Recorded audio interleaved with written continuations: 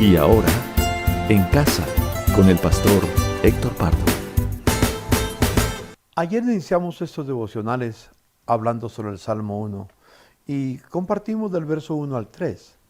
Yo quiero compartir hoy de la segunda parte del Salmo 1 que dice, después de que menciona que no andemos en camino, en consejo de malos, ni en camino de pecadores y que no estemos en silla de escarnecedores. Sigue adelante diciendo que el hombre que es justo vive a la luz de la palabra de Dios. Y luego dice, no así los malos, dice el versículo 4, que son como el tamo que arrebata el viento. Es interesante notar esa palabra, que son como el tamo que arrebata el viento. El tamo es una figura muy especial porque es lo que cuando se trilla el trigo, es la cáscara que queda, nada más, y rápidamente el viento se la puede llevar. Ese es el tamo. Es decir, el tamo es alguien, en este caso, que aparentemente es un cristiano, pero está sin dar fruto en su vida. No da fruto. Hay cristianos que no dan fruto. Y Dios nos puso para que diéramos fruto. Todo lo que Dios creó, lo creó para que dé fruto. Si ustedes leen Génesis capítulo 1, cuando creó los animales, cuando creó las bestias, cuando creó los árboles, cuando creó todas las cosas que creó, la creó con un propósito para que diera fruto. Cuando creó al hombre, lo puso para que se multiplicara, diera fruto. Y también ahora que somos cristianos, dice el Señor Jesucristo, yo os he puesto para que vayáis y llevéis fruto y vuestro fruto permanezca. Realmente tenemos en la Escritura este pasaje muy claro, que los malos no producen fruto, son como el tamo, que no tiene semilla, no tiene el fruto, y muchos andan de esa manera. Es muy interesante poder entenderlo, ¿sí? El cristianos que se apartan, eso, llegan a ser como la cizaña.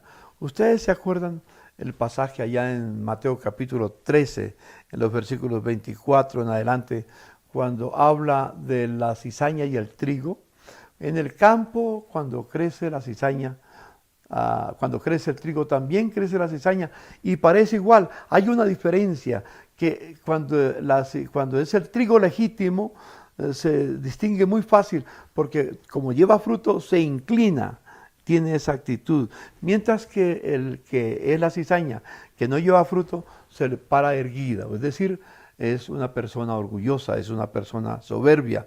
Dios nos ha puesto para que vayamos y llevemos fruto. Y algo muy interesante que recuerdo ahora, que dice en el libro de Mateo capítulo 15, si no me equivoco es el versículo 13, dice, toda planta que no plantó mi Padre Celestial será desarraigada. Porque es que la planta que plantó nuestro Padre Celestial siempre va a dar fruto que permanece. Si tú estás llevando una vida sin el fruto del Señor, sin el fruto del Espíritu Santo, sin el fruto del amor, sin el fruto de la gracia del Señor, pues vas a ser como tamo que arrebata el viento, y va a ser como aquella cizaña que menciona en el libro de Mateo, que será quemada y como un símbolo irá a la condenación eterna. Es muy interesante notar. Entonces dice que los malos no llevan fruto, sino que son como el tamo que arrebata el viento. Y luego dice algo muy interesante. Por tanto, no se levantarán los malos en el juicio, ni los pecadores en la congregación de los santos.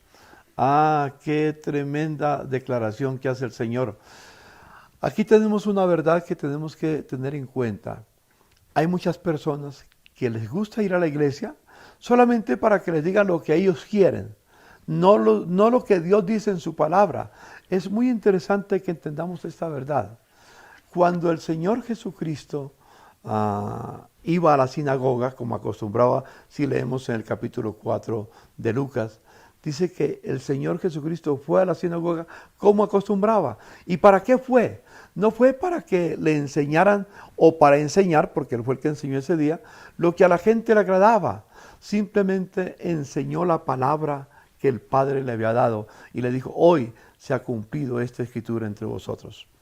Y luego también si pensamos en el apóstol Pablo, por ejemplo, cuando Pablo iba enseñando cuando se reunía con los hermanos, enseñaba la palabra. Una noche, allá dice en el capítulo 20, un día, él se quedó para compartir el pan con los hermanos. En el capítulo 20, versículo 7 del libro de los Hechos, dice que alargó su enseñanza, su discurso hasta la medianoche. Algunos dicen, pastor, predique cortico porque nosotros nos aburrimos. Vivimos en una generación que no les gusta sino cápsulas nada más. Yo tengo un problema con ese pensamiento muy claro. Con cápsulas tú no vas a formar tu carácter, tú no vas a conformar tu vida. No leas simplemente, algunos dicen, lea simplemente unos minuticos en la Biblia, con 10 minutos que lea es suficiente. No, en la ley del Señor tenemos que meditar de día y de noche, tenemos que leerla, tenemos que memorizarla, tenemos que aprenderla, tenemos que vivirla. El apóstol Pablo tenía esa característica, sabe que lo alargó hasta medianoche y había un hermanito allá que se durmió, se cansó de escuchar a Pablo y cayó. Y se mató. Entonces Pablo, la gente se preocupó, Pablo fue y se puso sobre él, tal vez respiró en su boca y otra vez se levantó y siguió el discurso hasta el amanecer. Es decir, cuando uno llega a la casa del Señor, no es para recibir lo que a uno le agrada, sino para escuchar lo que Dios quiere enseñarnos a nosotros. Entonces, la persona que le gusta que le hablen de la prosperidad solamente, pues no va a crecer, no va a ir adelante. Algunos quieren que les enseñemos cómo ser un hombre exitoso, cómo ser un hombre rico, cómo tener dinero, cómo tener prosperidad en la vida. Yo recuerdo que hace mucho tiempo se escribió un libro que decía, cuando empezó la teología de la prosperidad, que decía, cómo vivir como un hijo del rey. Y entonces era la idea de un capitalista. Y así se piensa que uno, si es hijo de Dios, es alguien así como un capitalista. No necesariamente, si Dios nos prospera de esa manera, nunca pongamos la mirada en las riquezas, porque las riquezas se esfuman, las riquezas se van, las riquezas no permanecen. Hoy están, mañana se van. En estos días, por ejemplo, ¿cuál, además de preservar la vida, cuál es la gran preocupación de los gobiernos?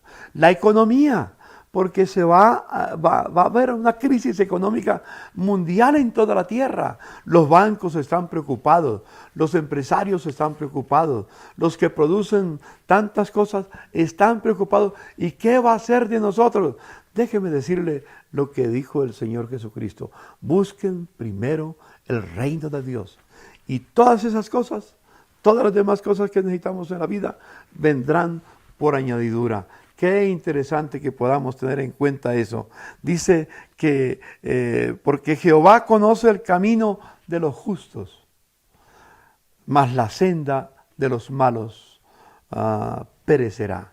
Es decir, los malos están preocupados porque tienen su esperanza en las riquezas humanas. Nosotros los justos, nuestra esperanza está en Dios.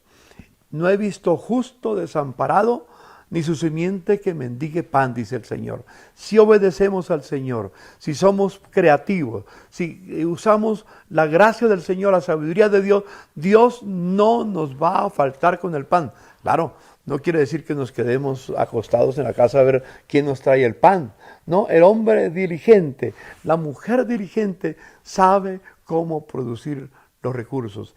Y cuando ya hemos hecho todo, si es necesario, Dios entonces nos da sabiduría para saber cómo producir el resto. Necesitamos formar ese aspecto. La soberanía de Dios y la responsabilidad humana. Yo pongo y hago lo que debo de hacer. Dios hace el resto de lo que yo no puedo hacer y nunca nos faltará el pan. Entonces recuerden, no se levantarán los malos, los que están en camino de pecadores, los que se sienten en sillas de escarnecedores, los que se sientan ahí, porque esos no van a prosperar en la iglesia, no van a prosperar en el mundo, pero nosotros, los hijos de Dios, sí vamos a prosperar y vamos a vivir llenos de la gracia del Señor. Nuestro Dios es el dueño de toda la riqueza y descansamos en su gracia y en su amor. Yo quiero que mediten bien en este salmo Démosle gracias a Dios por su amor. Señor, gracias por la revelación de tu palabra. Señor, los justos seremos prosperados. Los malos, Señor, tendrán dificultades en la vida. Señor, pueden tener por un tiempo mucha prosperidad, pero al final esa prosperidad se va como el tamo que arrebata el viento.